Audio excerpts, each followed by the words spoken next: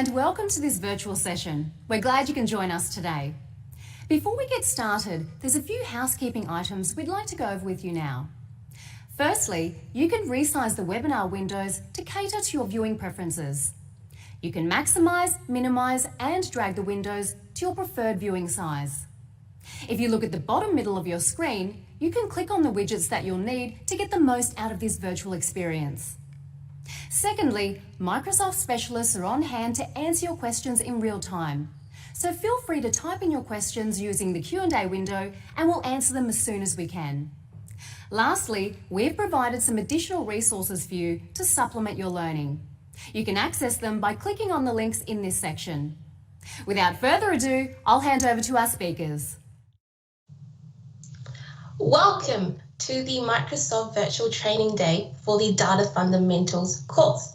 So in this training, we're going to take you through the fundamentals of data and database concepts. We're going to take a look at core data concepts, and we'll teach you what relational data is, what that means, what non-relational data is, and what that means, as well as take a look at data analytics solutions in Azure, so that at the end of this training, hopefully, you'll have the skills to both provision and deploy data services in Azure. Now, in Module 1, we're going to take a look at core data concepts. We'll also take a look at some of the roles and responsibilities in data. We'll have a look at some of the relational data concepts as well as non-relational data concepts, and we'll take a look at some of the data analytics concepts in Azure as well. So let's get started with Module 1. So who am I? My name's Michelle, and I am an Azure Technical Trainer at Microsoft, which means my job is to help upskill people to the cloud. Now, previous to this, I was an Azure specialist and an Azure TSP. So I've been doing Azure for quite a while. Outside of Microsoft training, teaching, and working, I like to travel, and I'm a big foodie as well. So I follow where my nose takes me. I also do a bit of coding and writing in my spare time. So if you're interested, you can find some of my blogs on my social media. Now, on the top right corner there, you'll see a big Azure Data Fundamentals badge. Now, if you sit the DP900 exam and you pass it, this is the certification that you'll get. So you'll get the Azure Data Fundamentals certification as well as a badge that you can use to show off. Now let's take a look at the course agenda for this training. We've got 4 modules in this course, starting with Module 1, where we're going to explore core data concepts. And so we're going to have a look at some of the roles and responsibilities in data. We're also going to talk through some of the relational data concepts and non-relational data concepts, as well as concepts to do with data analytics. In Module 2, we're going to explore relational data in Azure a little bit more in depth. So we're going to have a look at some of the relational data offerings in Azure, how to provision and deploy relational data offerings in Azure, and how to query relational data in Azure. In Module 3, we're going to explore non-relational data in Azure. And so again, we're going to have a look at how to provision and deploy non-relational data services in Azure. And we're also going to have a look at how to manage non-relational data services in Azure. And finally, we're going to wrap up with Module 4, where we're going to explore modern data warehouse and data analytics in Azure. And so we're going to have a look at what a modern data warehouse looks like, data ingestion in Azure, some of the data storage and processing capabilities in Azure. And finally, we'll have a look at what Microsoft Power BI does. Lesson 1. Explore core data concepts. Now, what is data?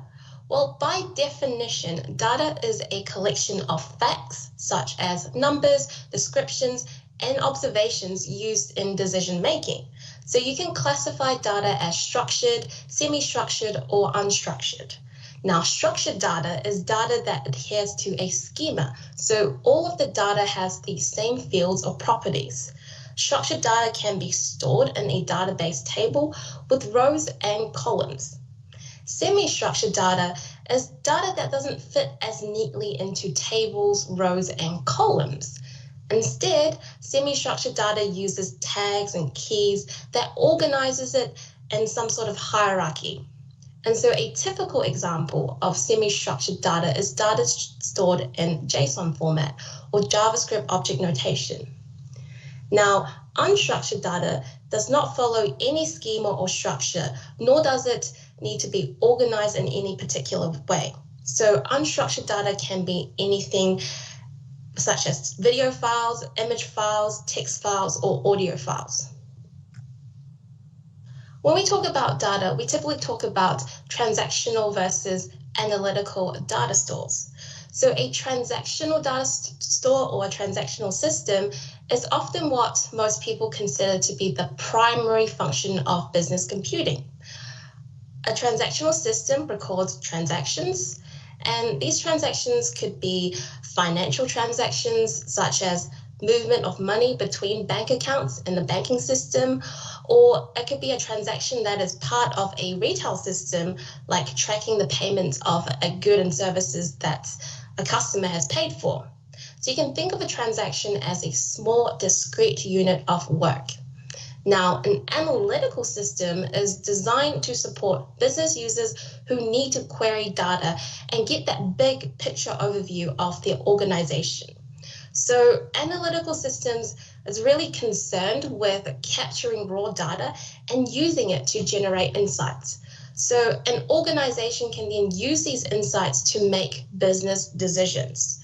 So for example, you might be a manufacturing company who wants to find out the trends in the industry and determine which products to continue to launch or launch next to maximize profitability. And so you can use an analytical system to help support that decision-making process.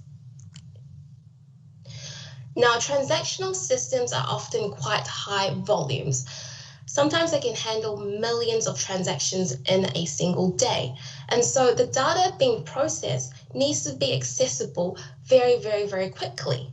So the work performed by a transactional system is often referred to as an online transactional processing system or an OLTP system.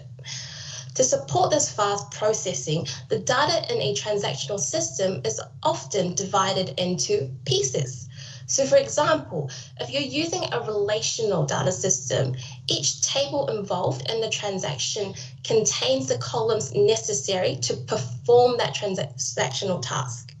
So if we're talking about a bank transfer example, then we might have a table that holds information about the funds in an account that might contain the customer account number and the current balance. Other tables not involved in the transfer operation would hold information like name, address of the customer, and maybe account history. Now, splitting the tables out into separate groups or columns like this is called normalization.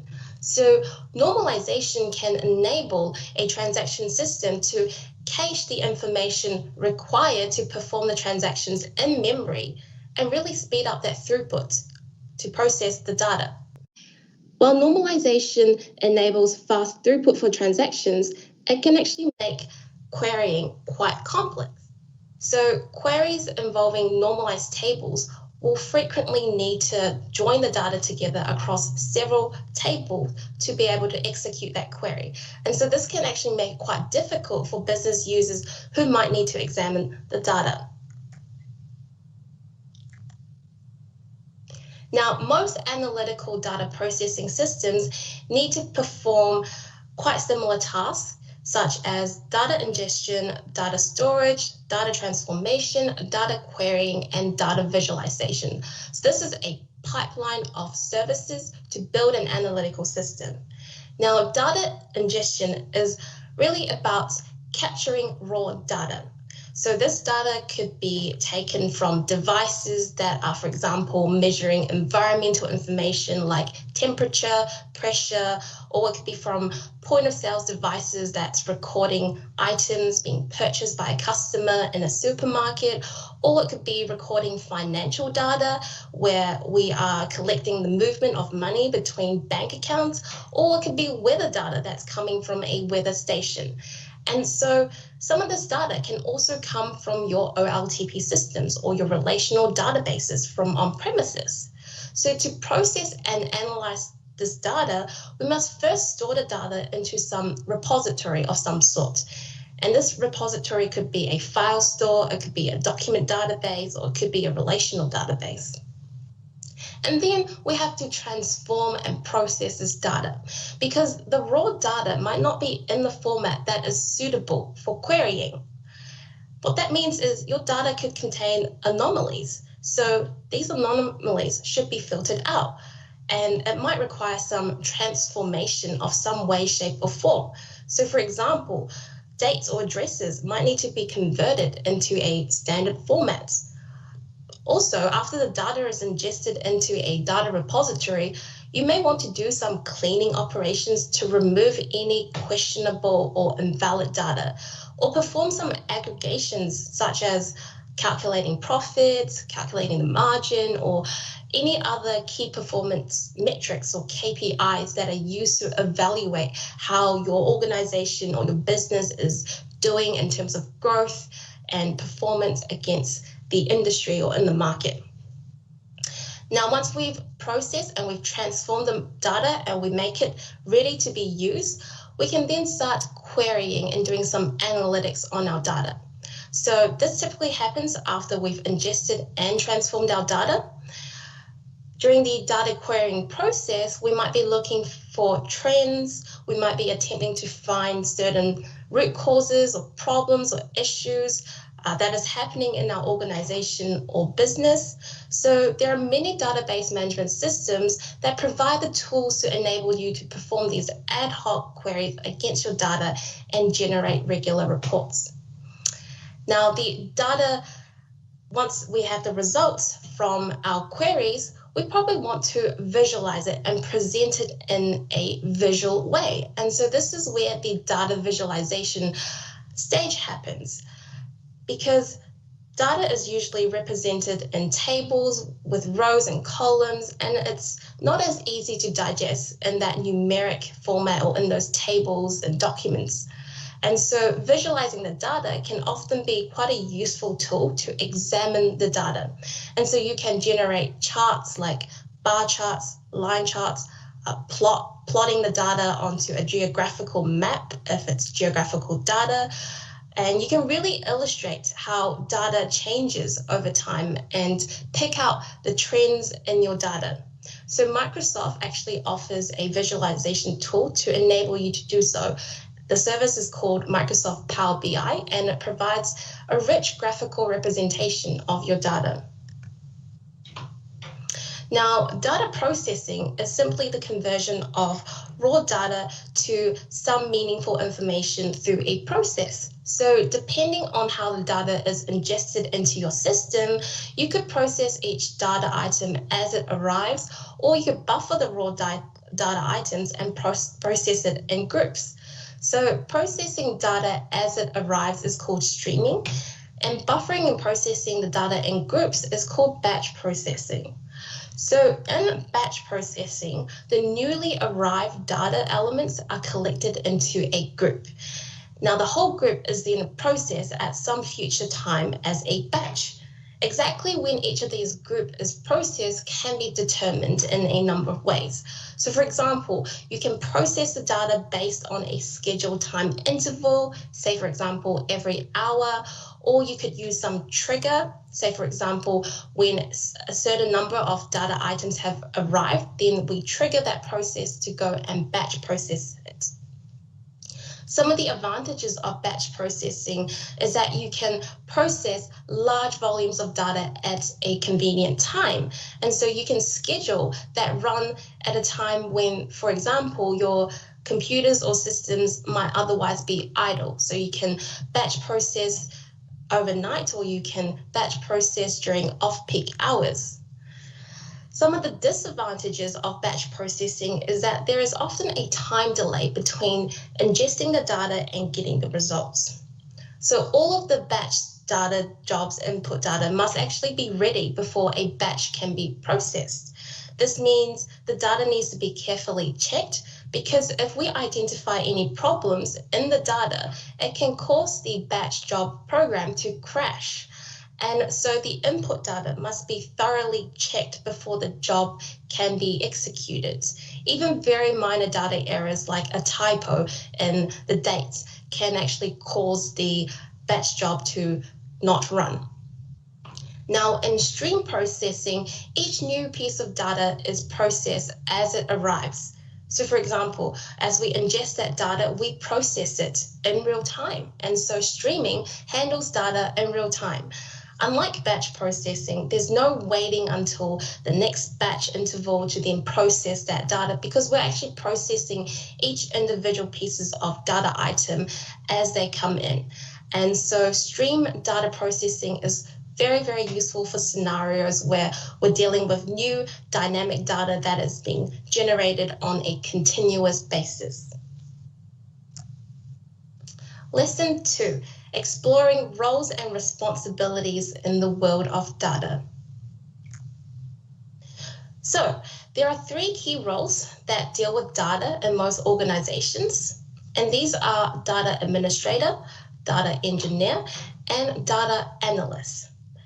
As a data administrator, their main role is really to manage databases, assign permissions to users, store backup copies of data, and restore data in the case of any failures. As a data engineer, their role in data is to work with the data, to apply data cleaning routines and transformations, build out those data pipelines and processes, identify business rules, and really turn data into useful information and prepare it for data analytics workloads. And as a data analyst, their role is really to explore and analyze the data by creating visualizations and charts which help enable an organization to make better and more informed decisions. So some of the common tools that a database administrator might use includes Azure Data Studio, SQL Server Management Studio, as well as the Azure Portal or the Azure CLI. So a database administrator will need to use these tools to configure the overall availability of their data servers and databases. They're responsible for maintaining consistent performance and optimizing the data servers and databases. So they need to work with the stakeholders to ensure that policies are implemented, that the tools and processes are set up in place, and that backup plans are available to recover any data servers or databases that might fail due to some error because of some natural disaster or human-made error. And so they're also responsible for the security component of the data servers and databases, which means they're the ones who grant access rights to users to determine who gets the right to access databases and who doesn't. Some of the tools that a data engineer might use includes Azure Synapse Studio, SQL Server Management Studio, as well as the Azure Portal and Azure CLI. So as a data engineer, their responsibility includes maintaining and managing data privacy within the cloud, as well as on premises. So they're also responsible for managing and monitoring the data stores, the data pipelines, making sure that the data performs as expected by doing a combination of cleaning and transformation on the data to prepare the data for data analytics queries. Some of the common tools that a data analyst might use includes Power BI Desktop, Power BI Service, and the Power BI Report Builder. So data analysts are typically those who design and maintain scalable business models with data. They might also engage with cleaning and transformational activities to further advance their analytics or build reports and visuals to help business decision makers digest that information and the results in a more visually pleasing way. The main goal of a data analyst is really to turn the raw data into insights based on the business's requirements, and then that insight can then be turned into actionable decisions. Lesson 3, describe concepts of relational data. We'll start with tables. So a table is where data is stored in relational databases. They consist of rows and columns, and all the rows have the same number of columns. Each of the column is defined by a data type. Now, one of the main benefits of a computer database is that they make it easy to store information so that it's quick and easy to find. For example, an e-commerce system might use a database to record information about the products that this particular e-commerce site or organization might sell, as well as some of the details of their customers and the orders that they've placed. And so we have a customers table here, which stores the customer ID, the customer name, and the customer phone number. Now, a relational database provides a model for storing this data and query capabilities that enables us to retrieve this data very, very quickly. So let's say I wanted to look up customer ID 106 from this table. I can see that it's Alex Peterson. In a relational database, you typically model collections of entities from the real world as tables. So for example, a customer is an entity, therefore we create a customer table. An entity generally describes a thing about information which we want to hold inside a database. In the e-commerce example here, we might also create tables for products and orders because they are also entities in the real world. Now, table contains rows, and each of these rows represents a single instance of an entity. So what that means is each row in this customer table contains data for a single customer, and each row in the products table will define a single product in the products table, and each row in the orders table will represent an order made by that customer. Now, the rows in a table can have more than one columns that define the properties of the entity. So the properties in this case would be customer ID, customer name, and customer phone number. And all the rows in the same table will have the same number of columns. And some of these columns are actually used to maintain relationships between tables, which is where relational databases or relational model gets its name from. Typically, when we're designing a relational data model, we need to normalize the data so that we can reduce storage, we can avoid data duplication, and improve data quality. So, for example, instead of storing a replica of the customer's details in the order table, we would split out that data into two separate tables and reference the customer table from the orders table. So the orders table now contains both a customer ID and it also contains a product ID. Now the customer ID relates to the customer ID in the customer table. And similarly, the product ID will relate to the product ID in the products table. And so we typically design a relational database by creating these relational data model, and each table will have these primary keys, so the customer ID in the customer table, order ID in the order table, product ID in the product table. These are all examples of primary key. And the primary key is then used to associate with a foreign key in another table. And so the customer ID and the product ID in the orders table are foreign keys. And this foreign key references the primary key and is used to establish that relationship between tables. Now, another concept to know in relational data is indexes. So an index helps you search for data in the table. You can think of an index over a table like an index at the end of a book. So the index at the end of a book helps you find certain pages relating to certain topics or subjects, so that when you want to find a reference to a particular topic or a subject, you simply have to look it up in the index at the end of the book and then go to that specified page number.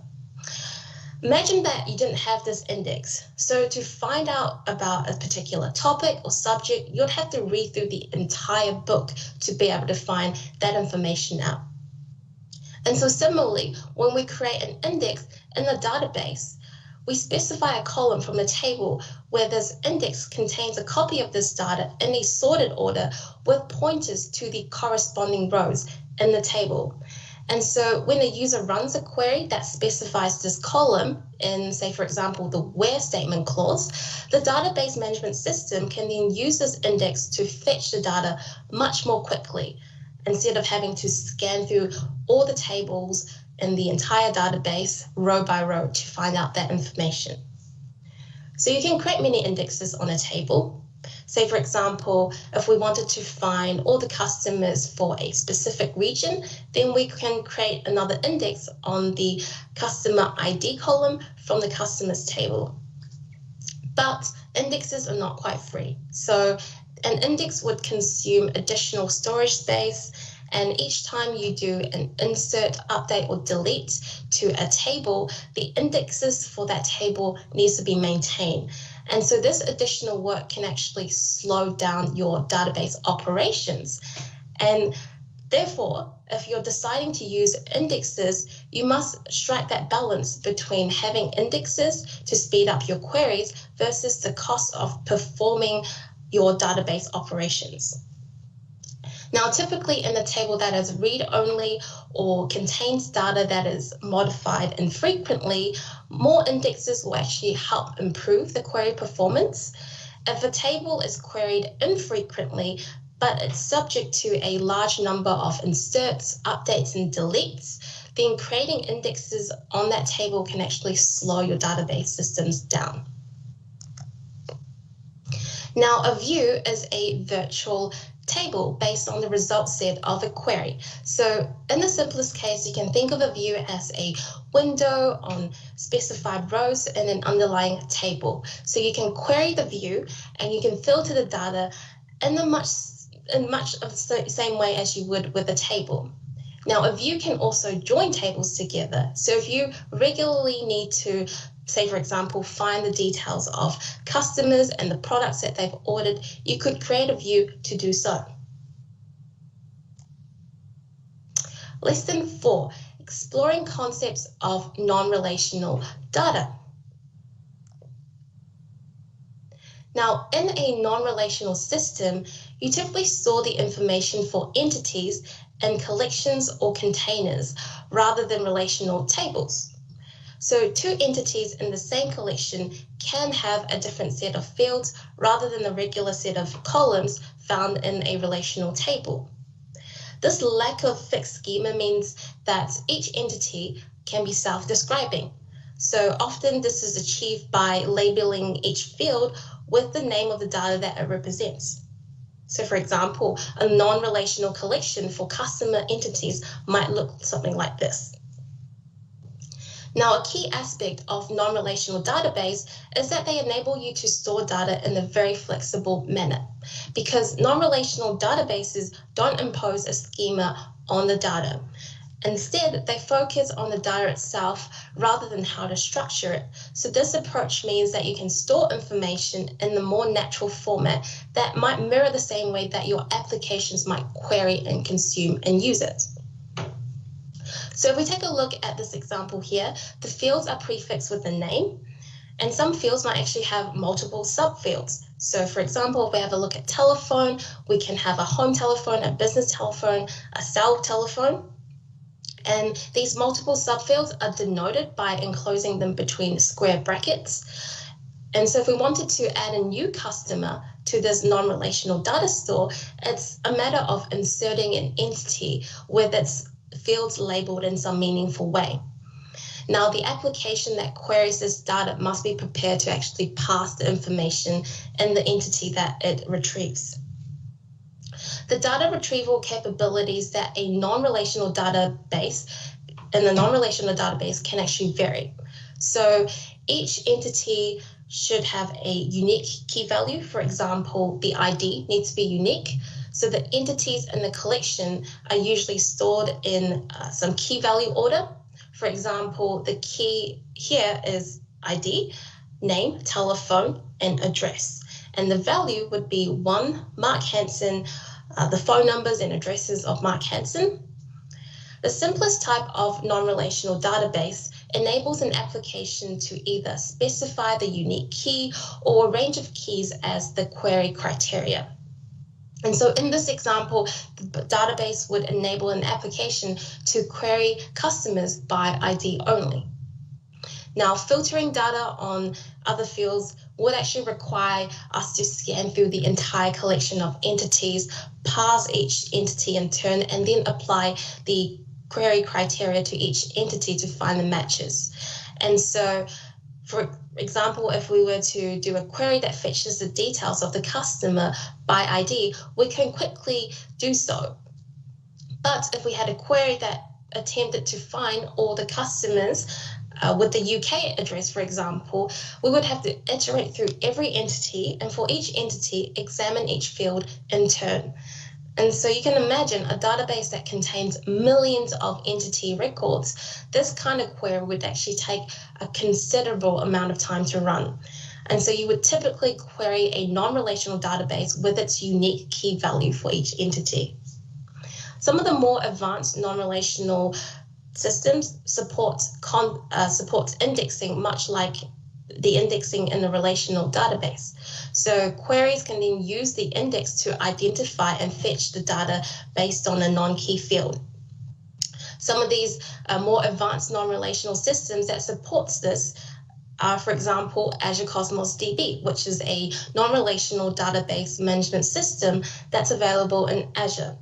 And so with this indexing, we can actually query non-key fields from a non-relational database.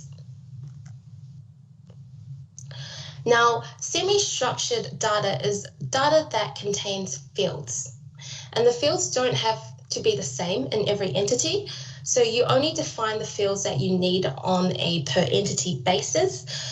The data must be formatted in such a way that an application can then parse and process it.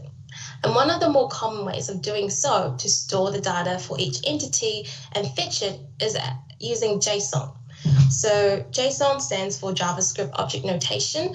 It's a format that's typically used by JavaScript applications to store data in memory, but it can also be used to read and write documents to and from files. So typically a JSON document is enclosed in curly braces. Each field has a name followed by a colon and then the value of the field. The fields can contain simple values or could contain sub-documents, each also starting with its own curly braces. Fields that contain multiple values are held in arrays, and arrays are the values that's denoted in square brackets. Inside these values, you can actually define whatever you like. So the important point to make here is that as long as you follow the JSON grammar, you can import any type of data into the value. Now, when an application reads a document, it needs to use a JSON parser, because this JSON parser will then break up the document into its component fields and extract out the individual pieces of data. Now, a row is a row-based format. So it was actually created by Apache. Each record contains a header that describes the structure of the data in the record. The header is actually stored as JSON, and the data is stored as binary information. So an application will typically use a header to parse the binary data and extract out the fields that it contains. Azure is actually quite a good format for compressing data and minimizing storage and network bandwidth requirements. Now, ORC or RC stands for Optimized Row Columnar Format, and it organizes data into columns rather than rows. So it was developed by Hortonworks for optimizing read and write operations in Apache Hive. Apache Hive is a data warehouse system that supports fast data summarization and querying over a very large data set. So Hive also supports SQL-like queries over unstructured data. Now, an ORC file contains strips of data. Each strip holds the data for a column or set of columns.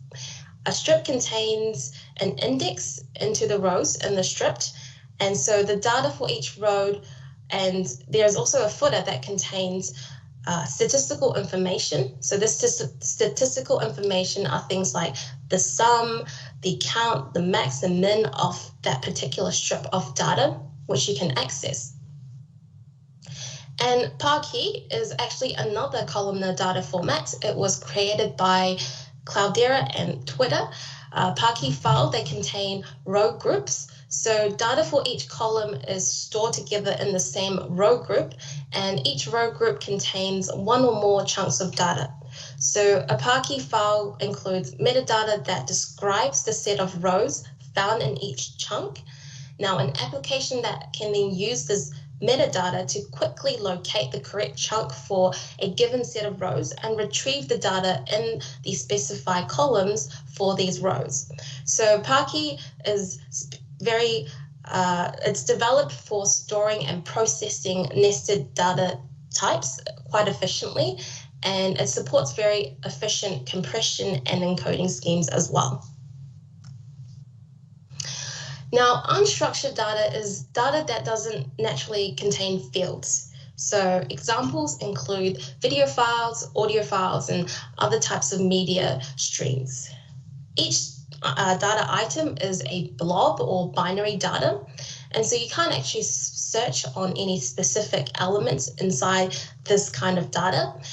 You might, for example, use Azure Blob Storage to store this unstructured data. So blob actually stands for binary large object, and in Azure Blob Storage, block blobs are supported. So block blobs is used for basic read and write operations, and it has no internal search capabilities. So you could also consider, for example, files as a form of unstructured data. Although some files actually have metadata that kind of describes what the content of this file might contain. So you can think of an image or photograph as a file, Word document as a file, Excel spreadsheet, they're all files.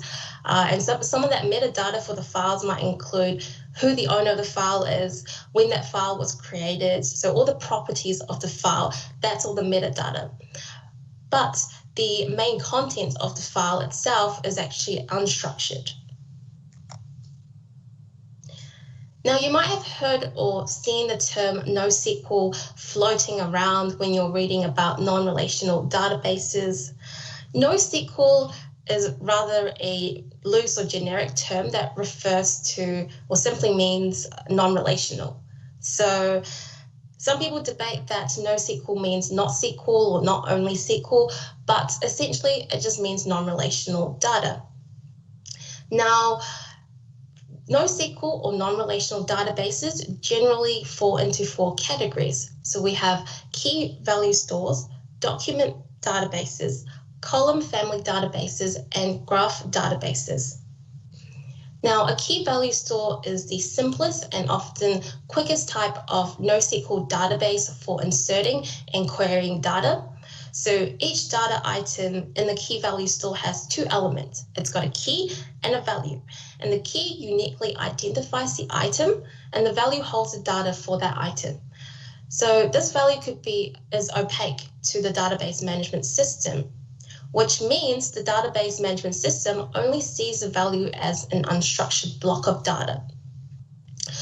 Vice versa, if the value was not opaque, so transparent, that means the database management system actually understands all the fields and how that particular data is organized. So a relational table, for example, has a transparent structure. Now, to query a key value store, we must specify the keys which identifies the items to be retrieved. So you can't search on the values. So an application that retrieves data from a key value store is responsible for parsing the contents of the values returned. And write operations for a key value store is typically restricted to inserts and deletes only. So if you need to update an item, you must first retrieve the item, modify it in memory, and then write it back to the database. So it's typically a retrieve, modify, and insert right back to the key value store. The focus of a key value store is really the ability to read and write data very, very quickly. And so that's why search capabilities are secondary.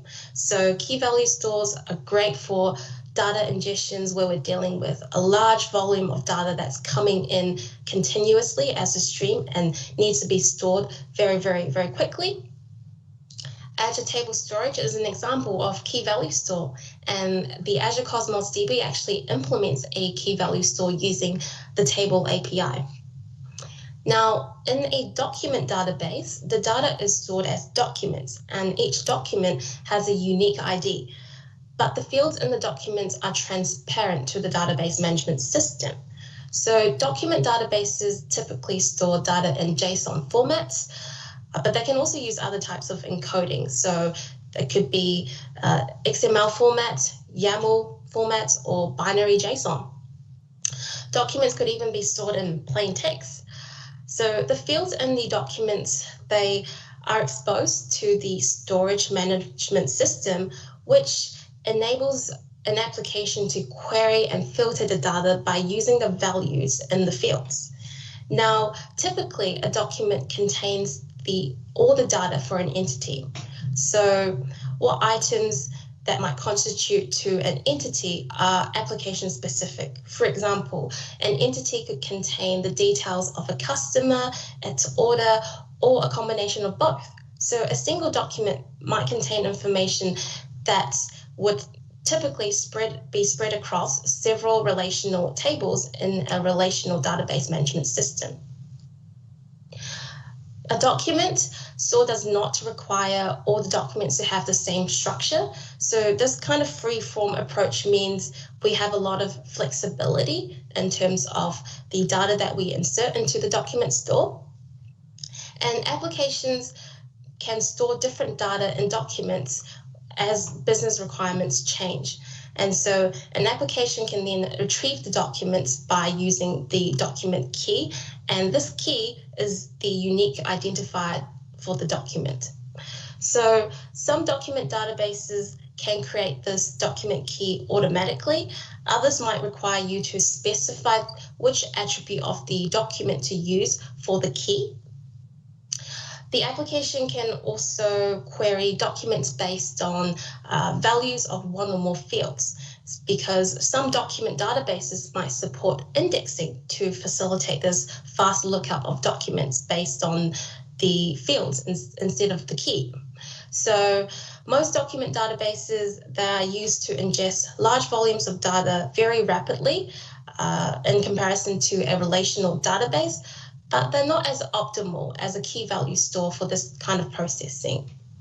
The main goal of document database is that it has that search query capabilities that a key value store typically doesn't have.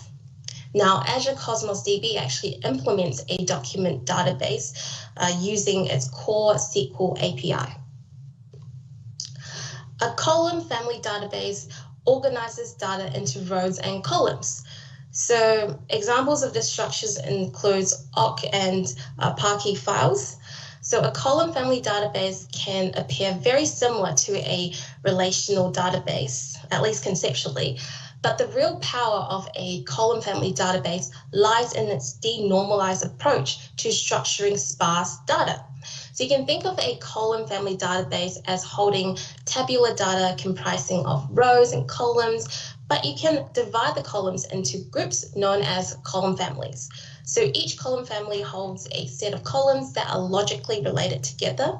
Say, for example, we can use a column family database to group data into two column families that might hold both customer information and housing information. And then we can fetch for both customer information and housing information at the same time with a single query. Now, an analogy that I like to use to explain column family databases a little bit more is, let's imagine I held a virtual video treasure hunt through YouTube. I uploaded 10 videos to YouTube. Each video are 10 minutes in length. And I tell you that I have hidden a secret letter inside each of these videos. Now, if you were able to find each letter and you can combine it to form a word, then the secret word is actually the location to the prize for the treasure hunt. Now, after watching a couple of these videos, you notice that I've hidden the secret letter at exactly the 4-minute mark for every single video, which means if you go to the 4-minute mark for every single one of these videos, you'll be able to find the secret letter and in turn, the secret word. Now, in this analogy for a column family database, the video is essentially the column, the group of 10 videos is the column family, and each second of the video represents a row in each of the columns. And the 4-minute mark is actually the key used to fetch the data for the rows in each of the columns.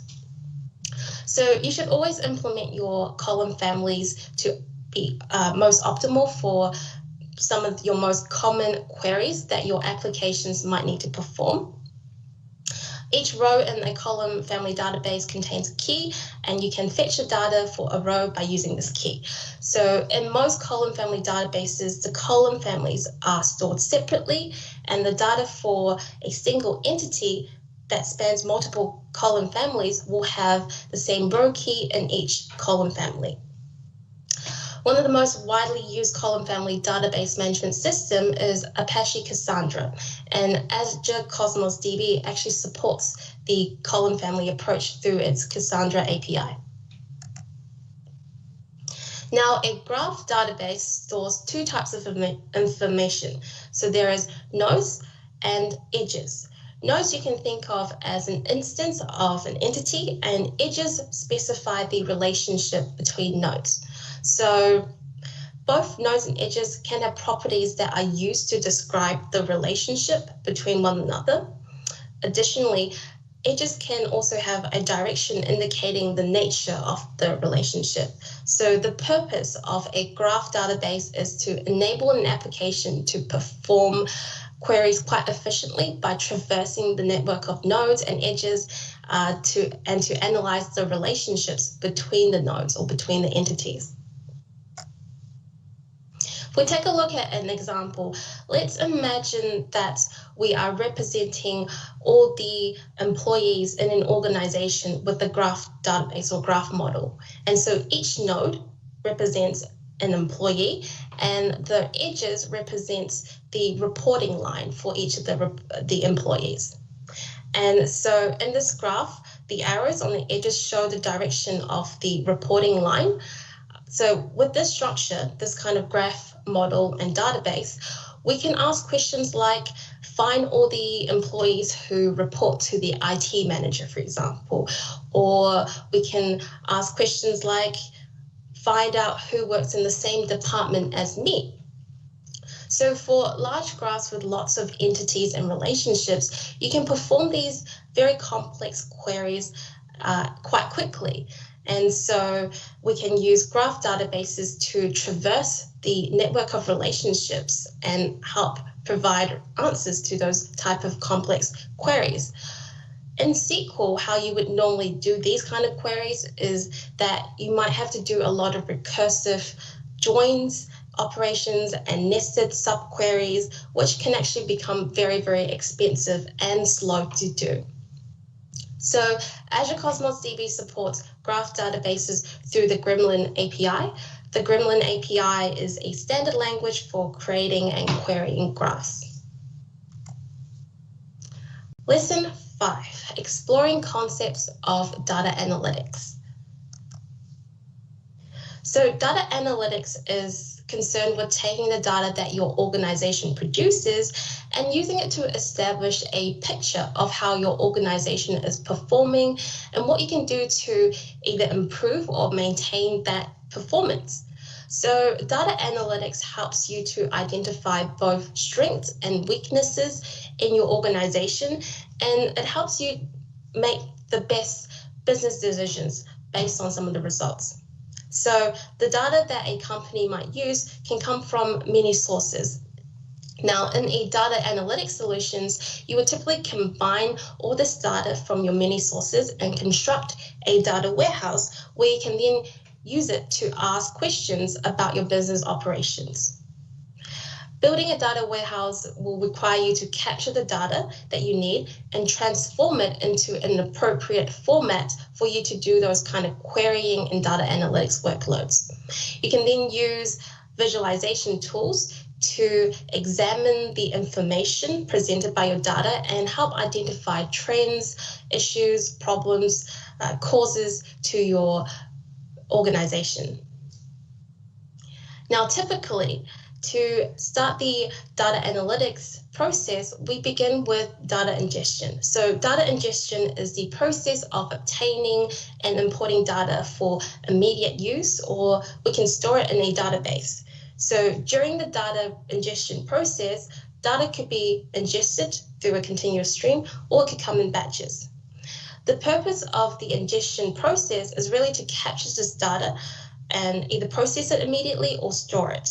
So during the ingestion process, we might do some filtering. For example, if we are ingesting data that could come from a suspicious, corrupt, or data source.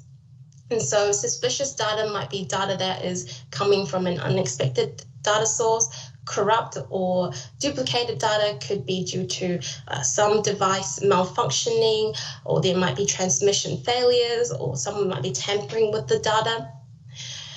During this stage, it's also possible to do some transformation to the data. So we can convert some of that data to a more standardized format for processing later. So for example, if we're talking about dates and times, we might want to reformat it so that all the data that's been ingested will use the same date and time representation. Or if we're talking about measurement data, for example, we might want to convert it so that they all conform to the same metrics. But if we're doing transformation at this stage, remember to keep them quick. Don't want to run any complex calculations or aggregations during the data ingestion stage. If you do need to, then store the data first and we'll come and process it later. Which leads me to data processing. So the data processing stage generally occurs after the data has been ingested and or collected. So data processing takes the data in its raw format and it cleans it, converts it into a more meaningful format that can then be stored in tables or graphs or document databases and so on and so forth. So the results can then be used to perform queries and generate visualizations to be consumed by employees throughout the organization. Now, the aim of data processing is really to convert the raw data into a business model. So a business model describes the data in terms of meaningful business entities, and we might want to aggregate some stuff together to summarize information. So the data processing stage, we could also use it to generate predictive and analytical models from the data. Data processing can actually be quite complex. So it might involve automating a lot of scripts. You might have to use tools like Azure Databricks, Azure Functions, Azure Cognitive Services to examine and reformat the data and generate those models.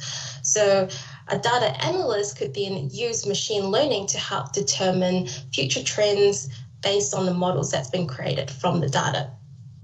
Now, the data processing mechanism can take two approaches to retrieving the ingested data and processing this data to transform it into one of these business models and then saving the transform data and models. So these two approaches are known as ETL and ELT. ETL stands for extract, transform, and load. So the raw data is retrieved and transformed before being saved. So during the transform stage, the data might get standardized, clean, transformed, aggregated. Some of the missing values could be filled out, corrupt data could be chucked out. Other tasks could involve some basic data cleaning, deduplicating data, and reformatting some of the contents of the data. So once the data is in a standardized format that is suitable for analytics, it gets loaded into a repository system. The extract, transform, and load steps can be performed as a continuous pipeline of operations. So ETL is quite suitable for very simple and basic models that has very little dependency between items. The alternative approach to ETL is ELT. So ELT is short for extract, load, and transform.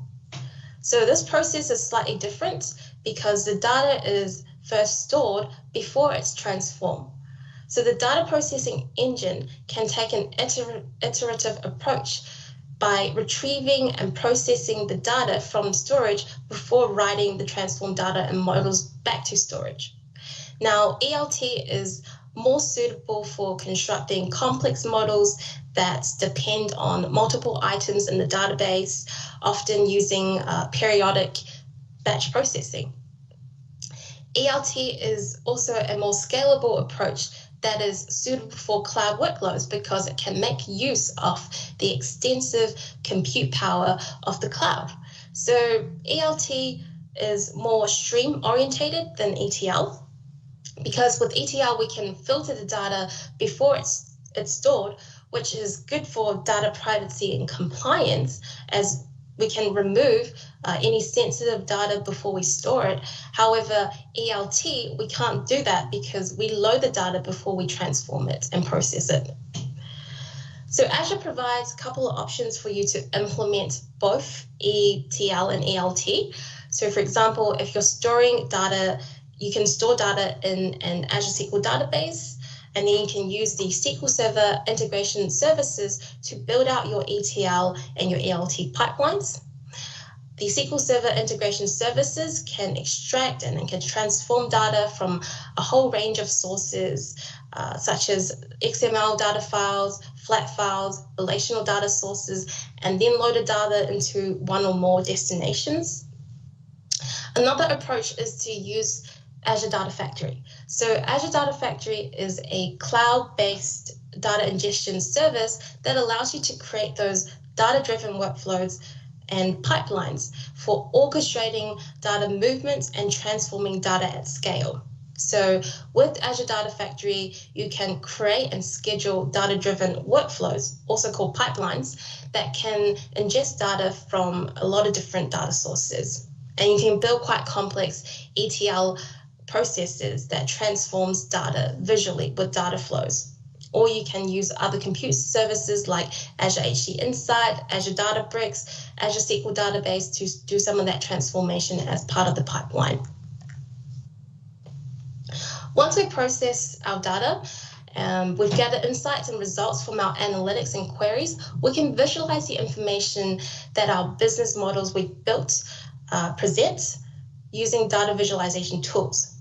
So to start the visualization piece, we generally start with creating reports to report on some of our findings and results.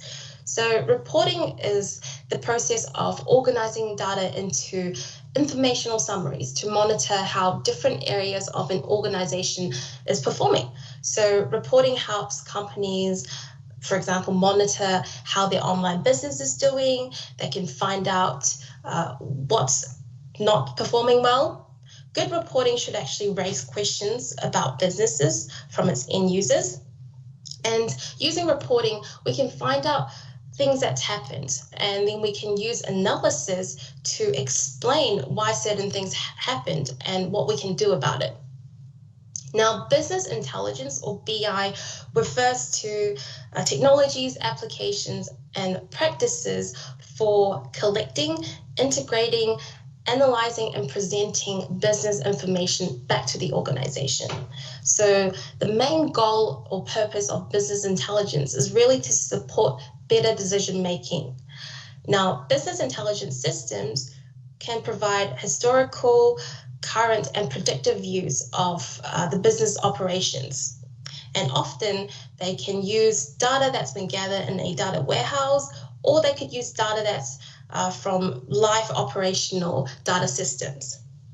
So some of the things that they might be able to do is present an interactive slice and dice pivot table analysis, visualize that data, or do some statistical data mining with the data. So we could also create application as part of the business intelligence process to tackle particular areas in the organization, like sales or production or financial, to really track how the business is performing against the industry and against the market. So data visualization helps you to focus on the meaning of data rather than looking at the data itself. So a good data visualization enables you to quickly spot trends, anomalies, and potential issues. Some of the common forms of visualizations that you might use include bar and column charts, line charts, matrices, key influences, tree maps, scatter plots, a bubble chart, or a field map. So with bar and column charts, they allow you to see how a variable changes across different categories. With line charts, we can see how the overall shape of the values are doing over a period of time. With matrices, these are generally a tabular structure that summarizes data. And so often report designers use matrices in reports or dashboards to allow the user to select a particular component and see its significance across the data. Key influences are charts that displays, who the major contributors to a particular result or value is. So key influences are great for understanding, what particular factors influence a specific key metric. Tree maps are used as charts of colored rectangles, so that the sizes of the rectangle generally represents the relative value of that item, and so they can be hierarchical. So rectangles can also be nested within other rectangles. Scatter plots or scatter charts can be used to show the relationship between two numeric values, and a bubble chart is essentially a scatter chart that replaces the data points with bubbles, and so the bubble size represents its relative data points in the data. And a field map is, if you've got geographical data, you can actually use a field map to display how a value differs in proportion across a geography or region. And so you can see the relative differences with shadings that range from light, which generally means less frequent, or lower to dark, which means more frequent or more. Now, just to wrap up on data analytics. So data analytics is really about examining, transforming, and arranging data so that you can study it and extract useful information out of your data. You can often categorize data analytics as descriptive, diagnostic, predictive, prescriptive, and cognitive. So descriptive analytics is all about asking and answering questions like, what is happening in my business? So descriptive analytics helps you answer questions about what has happened based on historical data. It uses techniques to summarize large data sets to describe outcomes to stakeholders. So examples of descriptive analytics includes generating reports to provide a view of an organization's sale and financial data. With diagnostic analytics, this is really used to answer questions like, why is this happening to my business? And so with diagnostic analytics, we generally use it to help find out what the root cause of something is, why something had happened. And it's really about taking the findings from descriptive analytics and diving a little deeper to find out the cause. And so generally in diagnostic analytics, we take 3 steps to this approach. So we identify the anomalies in the data. So these could be unexpected changes in a metric or particular market. Then we collect data that's related to these anomalies. And then we use statistical methods to discover relationships and trends that could explain these anomalies. In predictive analytics, this is all about trying to find out quick answers to questions like, what is likely to happen in the future based on previous trends and patterns. So predictive analytics is really used to help answer questions like what will happen in the future. We can use techniques that uses historical data to identify trends and determine if it's likely to reoccur. And some of these techniques includes things like statistical and machine learning techniques, such as neural networks, decision trees, and regression. And with prescriptive analytics, this is really used to help answer questions about what actions needs to be taken to achieve a particular goal or target. So by using insights from predictive analytics, data-driven decisions can be made. So prescriptive analytics allows business to make informed decisions in the face of uncertainty. So with prescriptive analytics, we can rely on machine learning strategies to find patterns in a large data set. And we can also analyze past decisions and events that's happened and figure out what the likelihood of it being happened again or likelihood of different outcomes that could happen. And finally, cognitive analytics. Now, this type of analytics is inspired by how the human brain works. So how we process information, how we draw conclusions, how we codify instincts and experiences into learning and understanding. So cognitive analytics really attempts to draw inference from existing data and patterns, derive conclusions based on existing knowledge bases, and then add these findings back into the knowledge base for future inferences. So this is a self-learning feedback loop. So cognitive analytics really helps you to learn what might happen if circumstances change and how you might handle these situations differently. And that's it for Module 1. So we just had a look at some core data concepts, relational data, non-relational data, and data analytics concepts as well. So let's take a 10-minute break, and I'll see everyone back here in 10 minutes to start Module 2.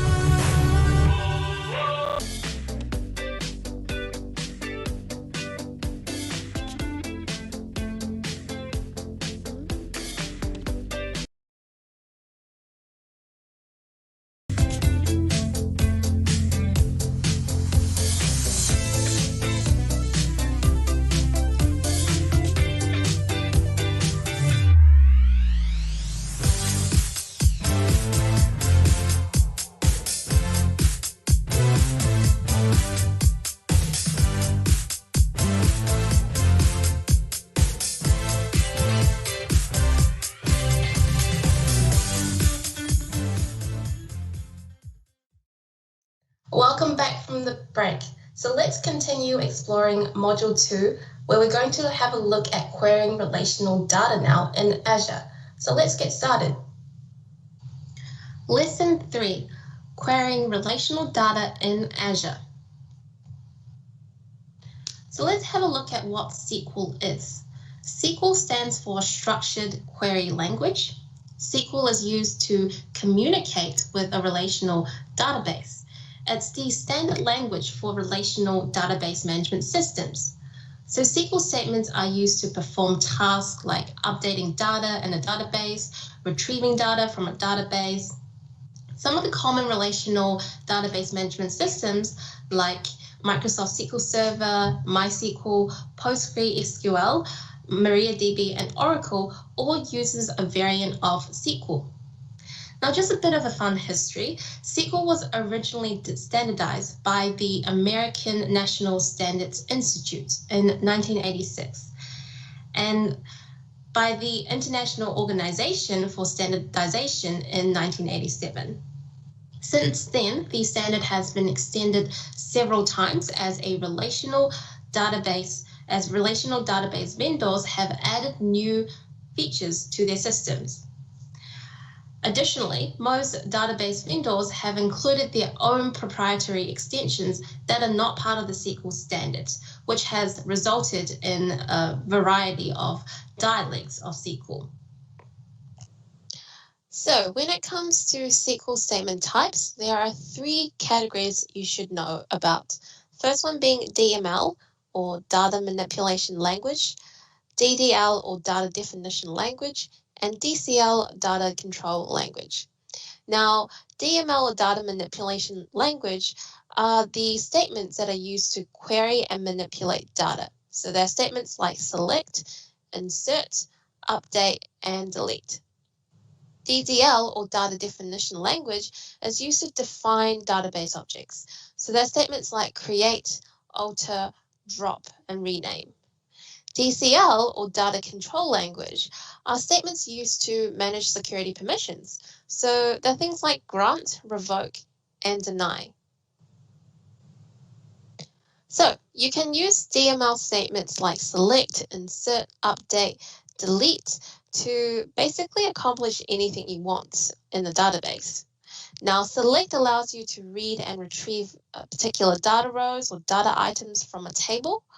Insert allows you to add a data row or data items to a table. Update allows you to modify or change existing data in a data row or data item in the table. And delete allows you to remove a particular row item or data row from a table. Now, although a lot of these SQL statements are part of the SQL standards, many database management systems also have their own additional proprietary extensions to handle specifics of that database management system. So these extensions are not covered by the SQL standards, and they include things like security management and programmability. So these proprietary extensions can include things like store procedures, triggers, and managing user accounts. So PostgreSQL and MySQL have their own versions of these features. Now, some of the popular dialects of SQL includes Transact SQL or TSQL, which is a version of SQL used by Microsoft SQL Server and Azure SQL Database.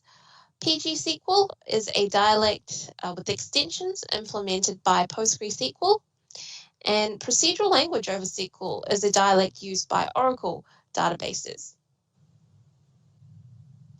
Now let's take a look at the elements that constitute to a typical SQL query using DML statements. First, we usually start with a select statement. You can use a select statement to retrieve data from tables and specify certain conditions. After the select statement, you would typically specify the columns of the data that you wish to retrieve data from. Now, the from statement is then used to decide which table to retrieve your data rows from. Then you can also optionally add a where clause or where statement, which is a conditional statement that specifies which data to include and which data to exclude, depending on the evaluation of the condition. If you're using some of the aggregation or summarization functions in the select statement, you can often use the group by statement to group the aggregation or summary that you're trying to do in the query. And the order by statement, which is again another optional statement that you can add, can be used to rank the results of the data that you're retrieving. Now, if we take a look at an example of a select statement, in basic English, this query or this statement is essentially saying find the employees who served customer 71 at least once and rank them by the employee number. Now in SQL, what I want to do is I want to retrieve data from the orders table in the sales database, and this is specified from the from statement. And the data I'm interested in are employee ID and the order year, which is specified in the select statement. And I'm only interested in the data where the customer ID is 71, which is specified in the where statement. I also want the results returned to be in groups of employee ID and order year. And so this is specified in the group by statement. And I only want results where there is a record return, and each of the results needs to be grouped if there are multiple records found. And so this is specified in the having statement. And then I want to rank the results first by employee ID and then by order year, which is specified after the order by statement.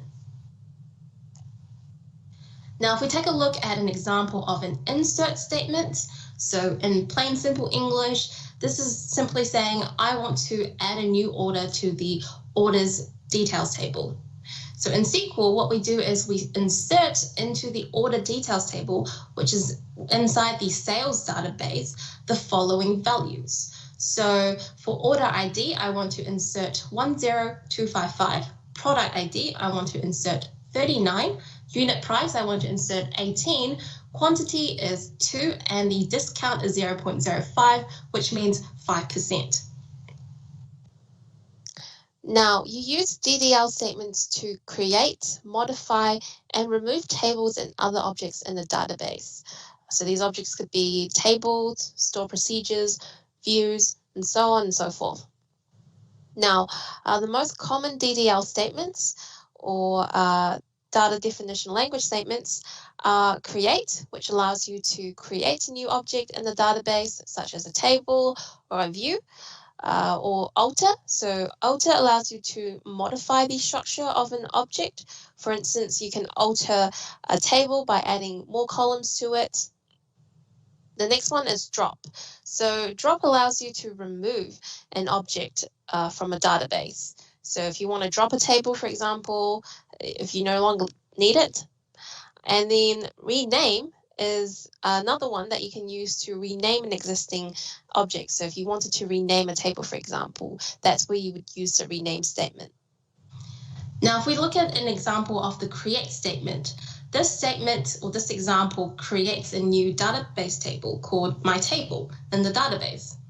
And so the items between the brackets or the parentheses specify the details of each of the columns in the table, so including name, data type, whether the column needs to have a value or not, so that's a not null, and whether the data in the column is used to uniquely identify a row, which is the primary key part. So every table should have a primary key. Although SQL doesn't actually enforce this rule, the primary key is then used to uniquely identify each data row item in the table. Now, columns that are marked as not null are referenced to as mandatory columns, which means they need to have a value inside those particular columns. If you omit the not null clause, you can create rows that don't contain values inside that column. So that means an empty column in a row is said to have a null value. Now, the data types available for columns in the table will actually vary depending on the database management system. However, most database management systems support numeric types like int, which stands for integer, and string types like varchar, which stands for variable length, and they generally contain text kind of data.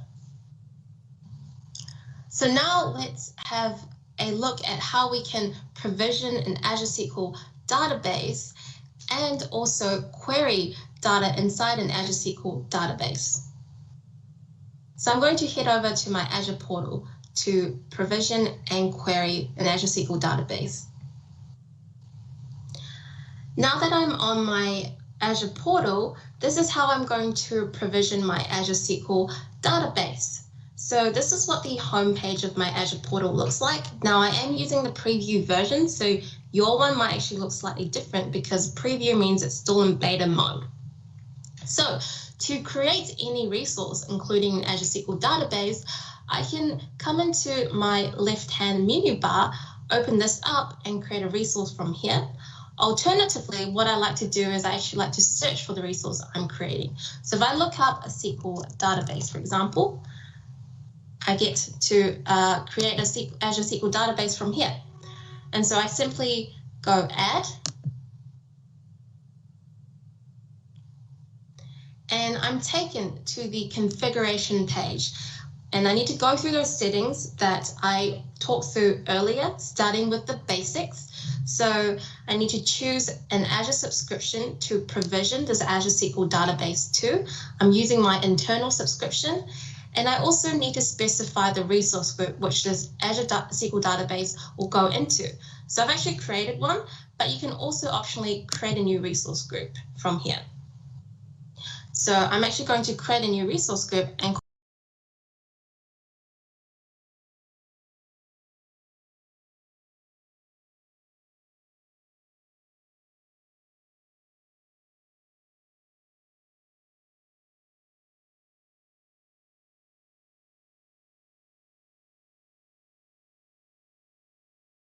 that I can choose from.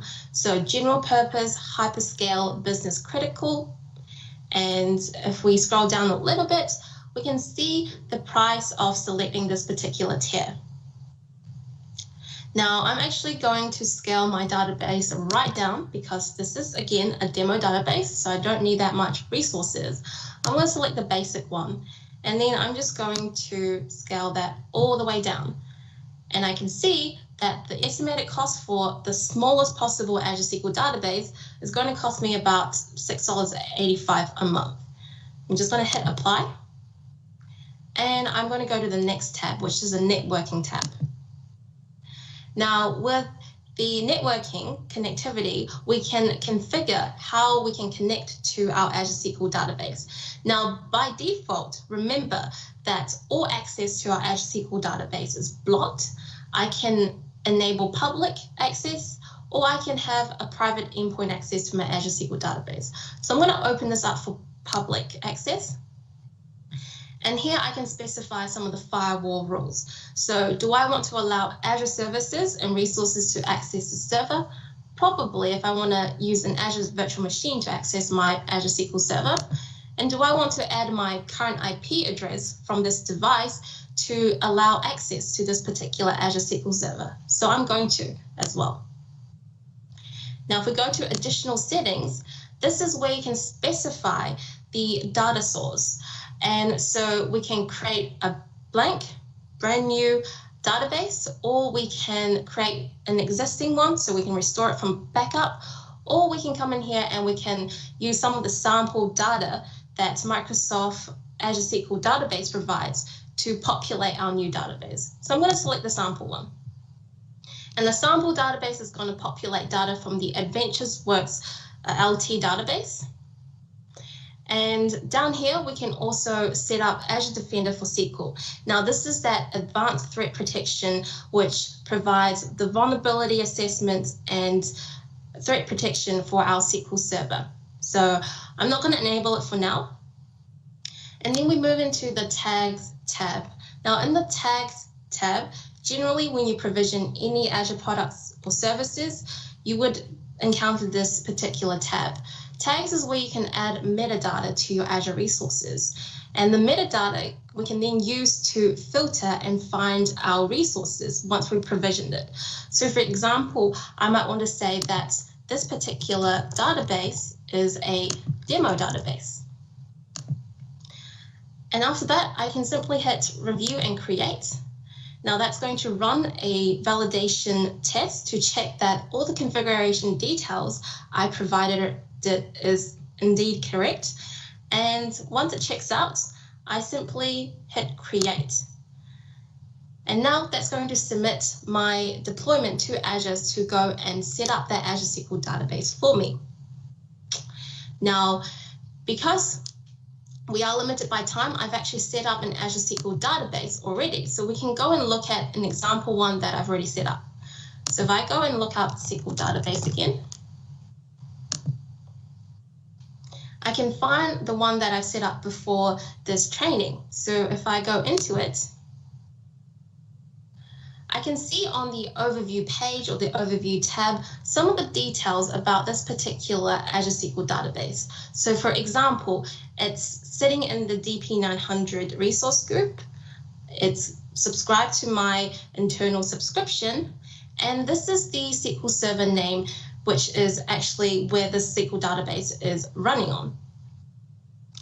Now, if I scroll down a little bit, we see a query editor. So with the query editor, we can use this to query our Azure SQL database. So I'm going to come into my query editor. And I need to authenticate myself to be able to access this particular Azure SQL database. So if I wanted to essentially execute any queries against this particular database, I need to verify myself first. So I can choose between SQL Server authentication, or I can use Active Directory authentication. I'm going to pick SQL Server authentication, and I'm just going to put in the password for this Azure SQL database.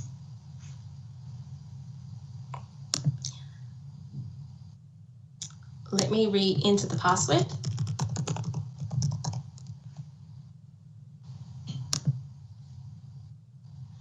And now I'm inside the query editor for this particular Azure SQL database, which means I can use this to start executing some of those SQL queries that I want against this database.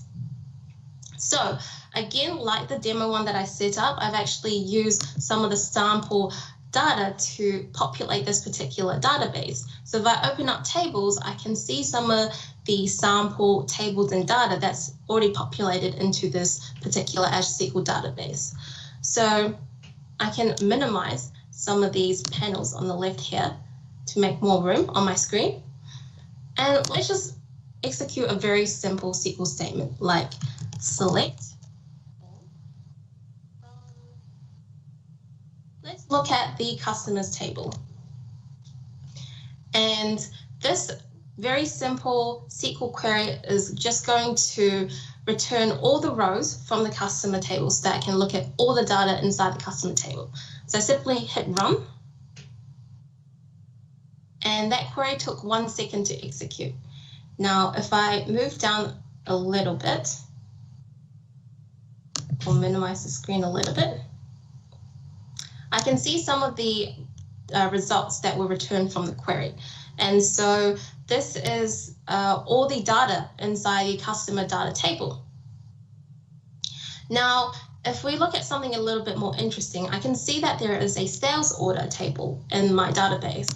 So let's change this to sales order. So sales order, and hit execute. Now I can see all the sales order data in the sales order detail table. So it contains columns like sales order ID. If I scroll across, order quantity, product ID, which tells me that this is actually a foreign key which references the product ID in the products table.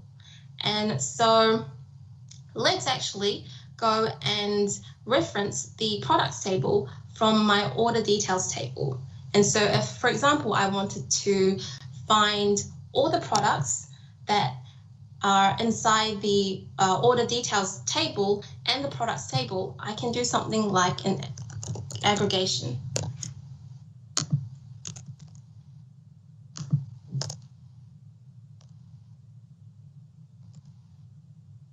Product P. So I need to give my tables that I'm querying from some aliases, because what I'm going to be doing is actually referencing the same column name. And so I need to have aliases to be able to tell SQL that I'm referencing the particular column. And so I'm just going to give this P and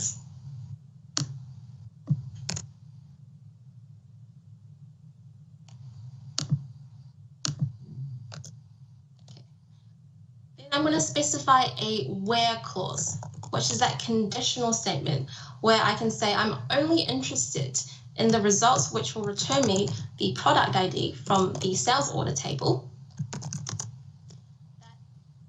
is the same as the product ID from the product table. Now, if I hit execute,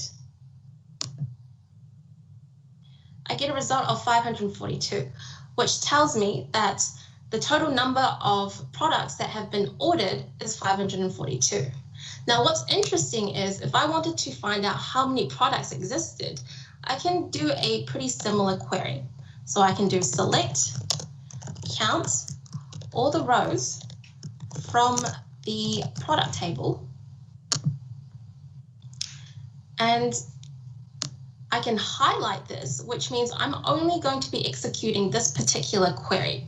So if I hit run, I find out that there are 295 products in the products table, which tells me that there have been at least one or more products that has been ordered more than once from the results that I got from my sales order detail table.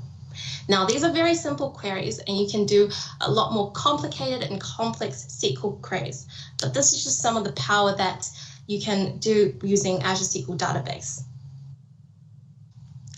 So you can use a couple of tools to query data held inside an Azure SQL Database, like the Azure portal, which we saw.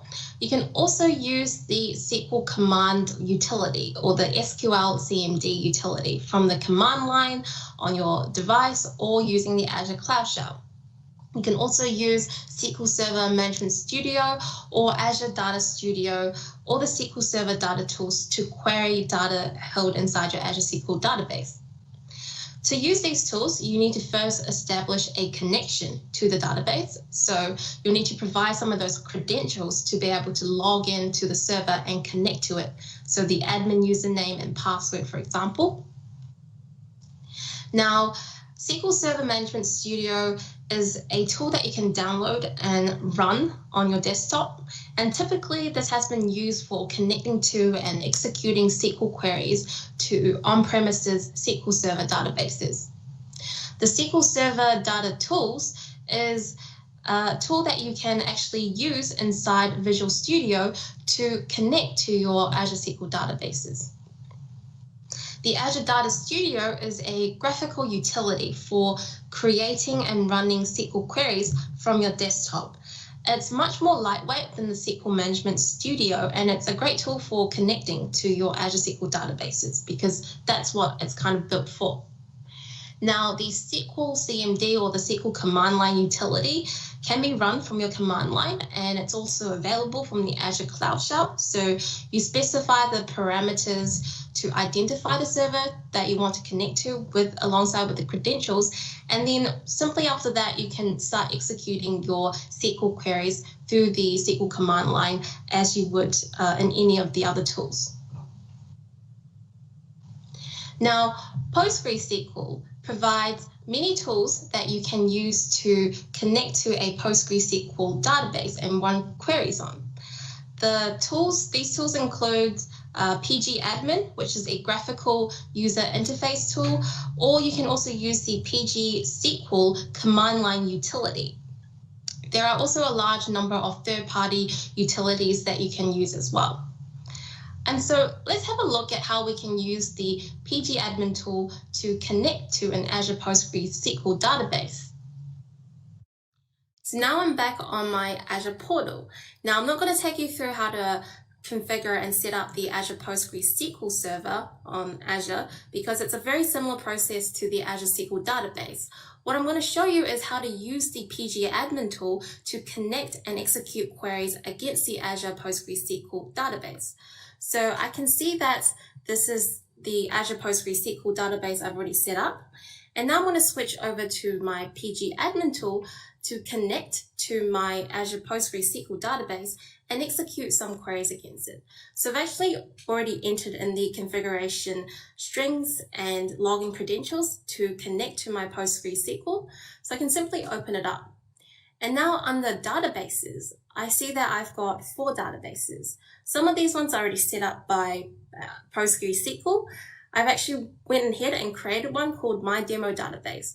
So if I come into here and I go right click, I can create a script, which then allows me to go and execute some SQL queries against this database. So this is just the default ones. I'm going to erase it. And this database should be completely empty. So let's go and create a table. So I'm going to execute a create table statement, and I'm going to call this table customers. Now, inside my customer table, I need to specify a couple of columns. And so let's say customer ID, which is going to be a primary key, and it's not going to be null. I'm also going to have a customer name, which is going to take a varchar, and let's give it 50 characters, and also not null. Now, I simply hit this play button to execute the statement. And we see down here that the query has successfully been executed. So now I'm just going to insert some values into my newly created customer table. So let's do insert into customers the following values. And customers, I also need to define the columns that I want to insert values into. So customer ID and the customer name. And let's just say I'm going to give the ID 1, and I'll just give it my name. And if I highlight this, I'm just going to insert 1 record into my customer table. And so that's been successfully executed. Now, if I do a select all statement from my customers table and highlight this statement and hit execute, I can see that newly created customer table with the new row of data that I've inserted into returned back to me as a result. Just as with PostgreSQL, there are many tools available to connect to your MySQL database as well. That enables you to create and run scripts containing SQL commands. So you can use the MySQL command line utility, which is also available through the Azure Cloud Shell, or you can use the graphical tools from the desktop, such as MySQL Workbench. So let's take a look at how we can use the MySQL Workbench to connect to our Azure MySQL database and execute some SQL queries through there.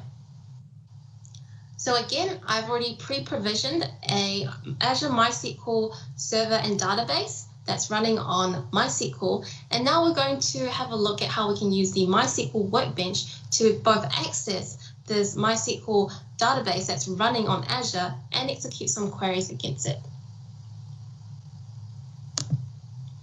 So I'm on my MySQL Workbench, and I've already pre-connected to my MySQL Azure database that's running on Azure. So I simply open up the connection, and I need to provide the password to be able to authenticate into my Azure MySQL database. You can see the admin username and the server connection string. So now I just need to put in my password. Hit OK. And now that's going to authenticate into my Azure MySQL database.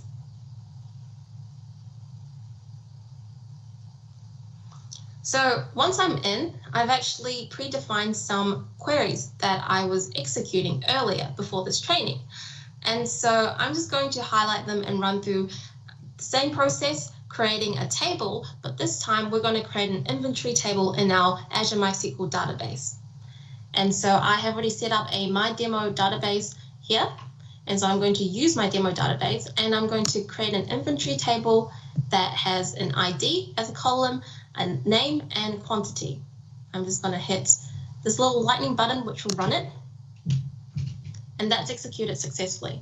Now I'm going to insert a couple of rows, particularly these 3 rows of values, into my new inventory table. So I'm going to highlight it and hit execute. And I've inserted 3 rows of data into my newly created inventory table. And then I'm just going to select all the rows from my inventory table. And I can see here all the new values that I've inserted into my table. So banana, orange, apple. And finally, this drop table statement is going to effectively delete my inventory table to remove it from the database. That's effectively been executed. So if I go and highlight this select all from inventory table again, it should throw me an error. And there you see, because the inventory table no longer exists in my demo database anymore. This concludes the first part of this virtual training. I hope you've enjoyed it so far. We covered Module 1, where we had a look at core data concepts, and Module 2, where we had a look at relational data in Azure. So thank you for your attendance and participation so far. I hope you'll join me for part 2 of this Microsoft Virtual Training Day for Data Fundamentals next time.